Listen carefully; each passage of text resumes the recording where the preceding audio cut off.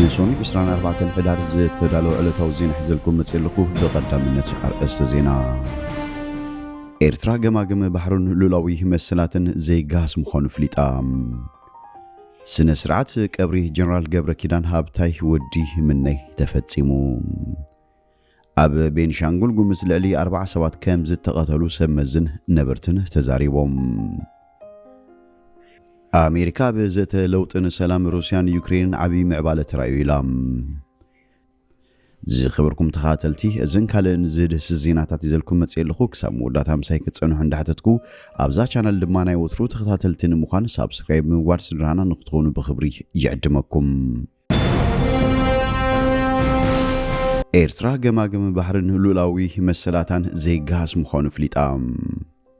ኢትዮጵያ ቀጥታዊ ተበጻሕነት ቀይ ባህሪ ንኽህልዋ ደጋጊማን ብዝተፈላለዩ ተኽታኺ መግለጺታትን ተረኸታትን ትገብሮን ዘላ ፈተነታት ብምንጻቅ ነቲ ነዊሕ ዝጽዕነ ህርፋን ምስፍሕፋሕ ብሓድሽ ዲፕሎማሲያዊ ትረኻ ንምብርባሩ ትፍትና ኣላ ክትብል ኤርትራ ኸሲሳ ኣብቲ መንገዲ ክፍሊ መጽናዕትን ሓበሬታን ሚኒስትሪ ጉዳያት ወጻኢ ዝወፅእ ዝርዝር ተሪር መግለጺ ኢትዮጵያ ንባሕሪ ሉላዊ ተበጻሕነት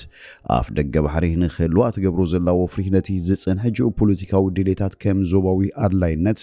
ከም ዘለዎ ኣምሲልካ ንምቕራቡ ኮነ ኢልካ ዝግበር ፈተነ ምዃኑ የተሓሳስብ በዚ ድማ ኣዲስ ኣበባ ተቕርቦ ዘላ ኣባሃላ ኣብ ቁጠባውን ጸጥታውን ትረኻ ከም ዝተኣሳሰር ንምምሳል ትጽዕር እኳ እንተላ እቲ መሰረታዊ ኣጀንዳ ግን ኣይተቐየረን ክብል እቲ መግለጺ ይምጉት ብተወሳኺ ሚኒስትሪ ጉዳያት ወጻኢ ኤርትራ እዚ ኣብ ውሽጢ ኢትዮጵያ ካብኡ ሰጊሩ ድማ ዞባዊ መድረኻት እናናሃረ ዝኸይድ ዘሎ ክትዕልሂቃን ኢትዮጵያ እቲ ሃገራዊ ጥሙሕ ከም ዘይተርፍ ስትራቴጂካዊ ግዴታ ገይሮም ከቕርቡ ዝፍትንሉ ዘለው ዓሚቕ ቅልውላው ትረኻ ዘንጸባርቕ ምዃኑ ይገልጾም ሰበስልጣን ኢትዮጵያ ነቲ ኣብ መንጎ ጎረባብቲ ሃገራት ዝህሉ ዝምድናታት ዘመሓደር መስሩት ሕጋጋት ውዕላትን ንጎኒ ገዲፎም በብቁሩብ ንመልክዕን ዶባዊ ገጽኣትን ብምቕያር ወይ ንእሽቶ ሉላዊ መስኮት ባሕሪ ክግብቱ ክትኻትኹ ጸኒሖም ኣለዉ ክብል እቲ መግለጺ ይወቅስም በዚ ካዚ ማሕበራውን ባህላውን ምትእሳር መተካእታ ሃገራዊ ሉላውነት ከም ዘይኮነ ብምዝኽኻር ነቲ ብወገን ኢትዮጵያ ዝቐርብ ሕቶ ዓፋር ዝብል ኣጀንዳ ንሓድነታዊ መሬት ኤርትራ ንምህዋግ ዝተሓደሰ ስኑዕ መንነት እዩ ብምባል ኣስመራ ኾኒና ኣላ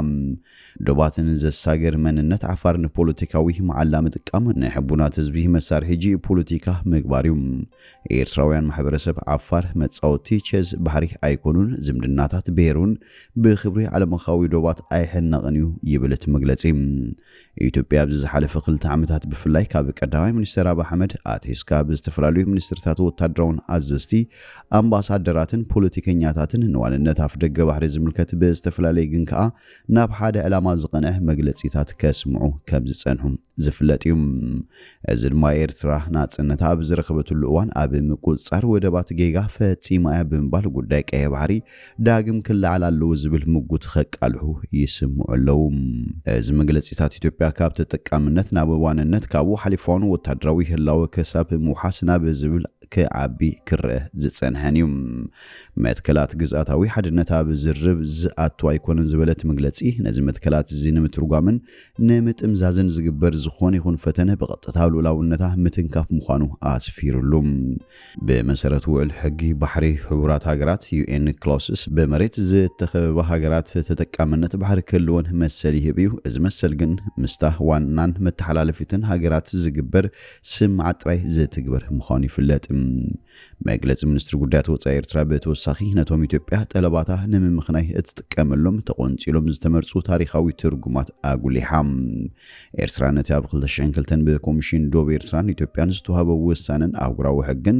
ብምጥሓስ ኣብ ውሽጢ መሬት ኤርትራ ን18 ዓመታት ዝነበረ ወታደራዊ ህላወ ጠቒሱን እዚ ክውንነት እዚ ግን ኣብዚ ትረኻ ተገውስዩ ከም ዝሓልፍን ብምዝኻር ነቲ ሕጂ ዝለዓል ዘሎ ጉዳይ ኣፍ ደገ ባሕሪ መቕጽልታ ናይቲ ሕጋዊ ስርዓታት ኣብ ዘጥዕመካ እዋን ጥራይ ክትጥቀመሉ ናይ ምድላይ ቅዲ ምዃኑን ኣቐሚጦም ከንዩ ሕጋውን ታሪኻውን ስነ ሞጎት ኤርትራ ነቲ መንግስቲ ኢትዮጵያ ነቲ ናይ ባዕሉ ጉዳይ ዞባዊ መልክዕ ይትሕዞ ይፍትን ምህላው ስክፍቱ ብምግላጽ ንባህራዊ ድሌታቱ ከም ኣካል ሰፊሕ ኣጀንዳ ውህደት ቀርና ኣፍሪቃ ምቕራብ ዘይቅቡልን ንጹጉን እዩ ብምባል እዚ ሃቐን እዚ ዕላማታት ንምጉልባብ ዝግበር ፈተነ ምዃኑ እቲ መግለጺ ይነቅፍ ውህደት ኣብ ምጥሓስ ሉላውነት ክህነጽ ኣይክእልን ዝበለት መግለጺ ከምዚ ዝኣመሰለ ትረኻታት ነቲ ድሮ ብስእነት ውሕስነት ቁጠባውን ፖለቲካውን ቅልውላዋት ክሕመስ ዝጸንሐ ዞባ ንዝያዳ ሓደጋ ዘይምርግጋእ ዘቃለም ምዃኑ ኣጠንቂቑ። ስነ ስርዓት ቀብሪ ጀነራል ገብረ ኪዳን ሃብተኣብ ውድምነይ ተፈጺሙ። ሓደ ካብ ላዕለዎት ኣዘዝቲ ሰራዊት ኤርትራ ዝነበረ ብርጋዴር ጀነራል ገብረ ኪዳን ሃብተኣብ ውድምነይ ዓሪፉም። እቲ ኣብ ዝሓለፈ ቀዳም ኣብ መበል 73 ዓመቱ ዝዓረፈ ጀነራል ሓደ ካብ ፍሉጣት ወታደራዊ መራሕቲ ህዝባዊ ግንባር ሓርነት ኤርትራ ነይሩ። ጀነራል ገብረ ኪዳን ኣብ 1973 ናብ ሜዳ ብረታዊ ቃልሲ ኣብ ጎድኒ ህዝባዊ ሓይልታት ዝተሰለፈ ገዲም ተጋዳላይ ምዃኑ ይፍለጥ። ኣብ ነዊሕ ዓመታት ተጋድሎ ኣብ ተዋጋእ ሰራዊት ተመዲቡ ካብ ተራ ተዋጋኢ ክሳብ ሓለቓ ስታፍ ክፍለ ሰራዊት ዝበፅሐን ኣብ ድሕሪ ናጽነት ድማ ኣዛዚ ክፍለ ሰራዊትን ሓለቓ ስታፍን ኮርን ከም ዝነበረ ታሪኹ ይነግር። በዘይካዚ ክሳብ 2017 ኣብ ዝነበረ እዋን ሓላፊ ክፍሊ ኢሚግሬሽን ጉዳይ ዜግነትን ኮይኑ ኣገልግሉን እዩ። በዓል ሓዳርን ኣቦ ክልተ ቆልዑን ዝኾነ ጀነራል ወድምነይ ኣብዚ ዳሕረዋይ ዕድሚኡ ነዊሕ ሓሚሙ ኣብ ትሕቲ ክንክን ሕክምና ከም ዝነበረ ፈለጥቱ ይገልጹ። ስነ ስርዓት ቀብሩ ብሰኔ 24 ሕዳር 2025 ኣብ ርእሰ ከተማ ኣስመራ ኣብ ዝርከብ መኻነ መቃብር ሓርበኛታት ከም ዝተፈጸመ መንግስታዊ ማዕከናት ዜና ሓቢረን። ኣብቲ ስነ ስርዓት ፕሬዚደንት ኢሳያስ አፈወርቅን ጠቅላላይ ሓለቓ ስታፍ ሰራዊት ኤርትራ ጀነራል ፊሊጶስ ወልደ ዮሐንስን ዝርከቦም ላዕለዎት ሰበስልጣን መንግስትን ኣዘዝትን ሰራዊትን ተረኺቦም ነይሮም እዮም። ኣብ ቤንሻንጉል ጉሙዝ ልዕሊ 40 ሰባት ከም ዝተቐተሉ ሰብ መዚን ነበርትን ተዛሪቦም። ኣብ ክልል ቤንሻንጉል ጉሙዝ ብዝተፈጸመ ምጥቃዕቲ ህፃናትን ነፍሲ ወከፋትን ዝርከቦም ልዕሊ 40 ሰባት ከም ዝተቐተሉ ነበርትን ሰበስልጣናትን ተኸባቢ ሓቢሮም። እቶም ዕጡዋት ነቲ መጥቃዕቲ ኣብ ምዕራብ ኢትዮጵያ ዝርከብ ክልል ቤንሻንጉል ጉሙዝ ወረዳ ቡለን ጣብያ ኩጂ ብቐዳም 13 ሕዳር 2018 ብኣቆጻጽራ ግእዝ ከም ዝተፈጸመ እዩ ዝግለጽ።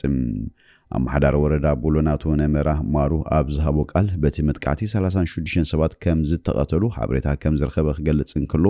ሚሊሻታት ናይቲ ከባቢ ድማ በሰንበት 40 ሰባት ከም ዝተቐተሉን ሕክምና ናብ ቡለን ዝኸዱ ክልተ ሰባት ድማ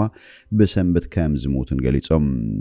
ኣብ ክልል ቤንሻንጉል ወረዳታት ቡለንን ወንበራን ዘጠቃልል ባይቶ ወከልቲ ህዝቢ ሽናሻ ወኪል ዝኾነ ዶክተር መብራቱ አለሙ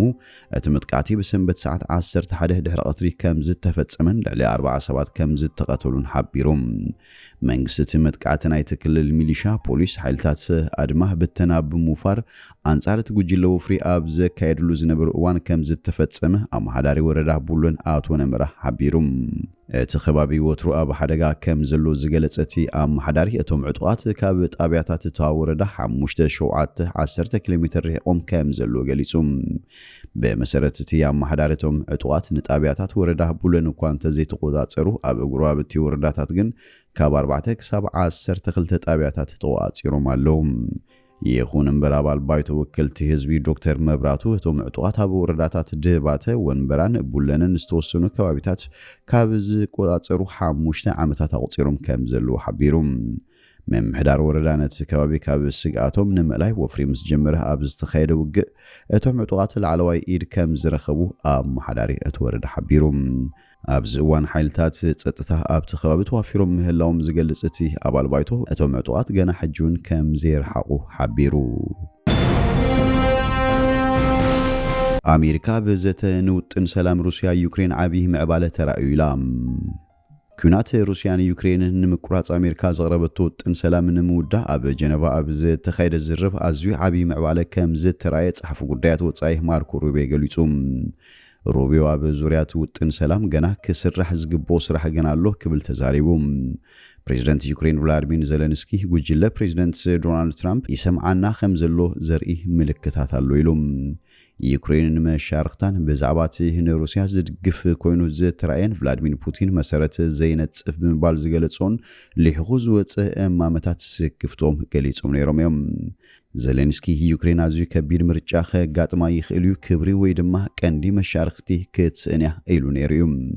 ሩቢዮ ብሰንበት ኣጋምሸት ንጋዜጠኛታት ኣብ ዝሃቦ መግለጺ እቶም ኣብ ጀነቫ ዝርከቡ ተዛተይቲ ጉጅለታት ኣዝዩ ጽቡቕ መዓልቲ ከም ዘሕለፉ ገሊጹ። اتقند علاماتي 28 نطبتات زحازة وطن أمريكان متصباب مفتان كام زنبره اتابزقو دايز تساتفو وغنات دما عابي سوقمي كام زرعيو حبيروم يهون برت ديبلومات أمريكا وسيخو أب منغو بريزيدنتات يوكرين أمريكان نايمو داتا سمع كبتسح خام زلون ات باكيجنا بروسيا كرمي ملأخو كسر حلوم زقباكل تقودات كام زلون تغيسوم بسنبت دحري أبزوت حبراو مجلسي أمريكان يوكرين أبزت محيشن زت تسارين معقف سلام كم زت تسمم عن أبز قتلو معلتات أب حبراوي إما متات تصبو سرح كسرح مخانا حبيرا حيالو مع كانت الزينة كابتن بعباي بريطانيا فرنسان جرمن زمرح أوروبيان محازوت كيفا ماراتي وطن كم زر حبيرا أقدموا بسنبت ترامب مرحتي يوكرين أمريكان سيكنات دون بالت قبرو زلات عريه زخون مسجانا أير أيون قبل كاسي سونيريوم ترامب أوروبا حجون كاب روسيا هندادي تجزء كم زلون أملكتهم موسكو أب يوكرين اتقبرو زلاو كنات نمغتصل أب سدد ندادن غازن أزيايا تمركوسم أتبسنبتا بجنفاز تخيل الزرب أب زوريا توتن زتكور خوينو بز حجي زلو ملكا وتادرات يوكرين كاب تحجي تواتيرو موزلو كفال مبرعوي زوبه دونسك كسحبون بجبوط دما روسيا ندونسك كمون أب خلتشن 14 روسيا زقوبت التو زوبه لوهانسكن دوواوي حاوسي دسيت كريميان كتقواتر زنفتنيوم بيتو ساخي دوبات دوواوي زوباتات كيرسنن زارا بيزيسكان يوكرينن بتحجي زلو مسمرات وق معصاون زتقالليوم كلتين زوباتات بخفيل بروسيا زتتحزاين اتوتن أمريكا وتدرو حيلن يوكرين أب 600 شح أبالات راي كهلون يدرتون حجي أستاذ شمونتي مدن 80 شح يزولوم زي خبركم تهاتلتين لو مزبلنا يوم السنة دونا أبزو ودينا لنا مسانا بمتنحكم بلبنا مسكن ببزلخمو سلام تمننا